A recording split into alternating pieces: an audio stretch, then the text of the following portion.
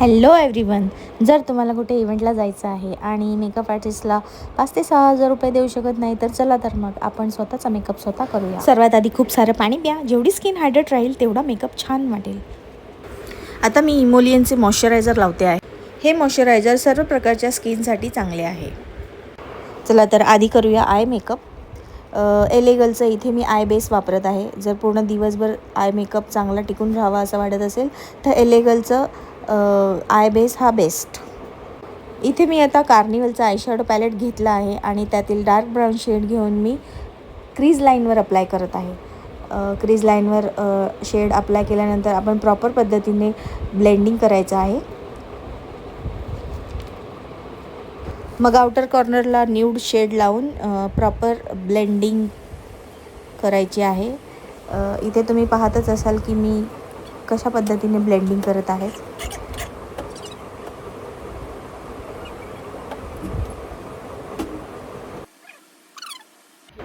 त्यानंतर मी cure कॉस्मेटिकचं shimmer घेऊन I लिडवर apply करत आहे. जेवढं आपण शिमर बोटांनी लावू तितकंच ते छान वाटते. मग मी जेल लायनरने काजळ अप्लाय करत आहे.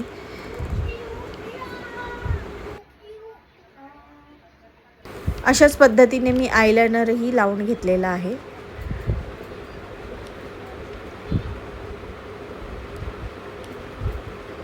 या छोट्या छोट्या स्टेप्स मिस नाही करायच्या. यानेच आपला मेकअप नीट, क्लीन आणि प्रोफेशनल वाटेल. ज्या स्किनवर पिगमेंटेशन जास्त असते त्या स्किनवर आपण ऑरेंज कन्सिलर वापरतो. जसं की तुम्ही पाहू शकता की मी इथे ऑरेंज कन्सिलर लावत आहे. जिथे जिथे डार्क सर्कल्स, पिगमेंटेशन किंवा ब्लॅक पॅचेस असतील तिथे तिथे आपण ऑरेंज कन्सिलर लावायचे. त्यामुळे आपले जे स्किनवरचे जे काळे डाग असतात ते हाईड होऊन जातात. मग मी HD स्टुडिओ मेकअपचे फाउंडेशन लावत आहे. याने स्किन नॅचरल, हेल्दी आणि छान दिसते. मग पुन्हा इथे मी फाउंडेशन लावल्यावर प्रॉपर पद्धतीने ब्लेंडिंग करत आहे. मग लिप लायनरचं इन द शेड कोर खूप छान आहे. याने मी माझ्या ओठांना आउटर लाईन केलं आहे आणि मग लिपस्टिक लावली आहे.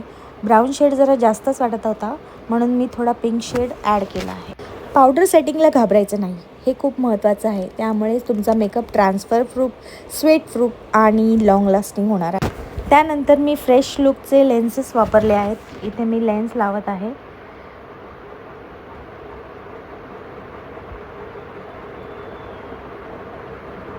तुम्ही या मेकअप लुकची प्रॅक्टिस करा.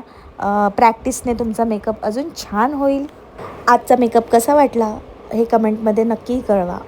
Thank you so much.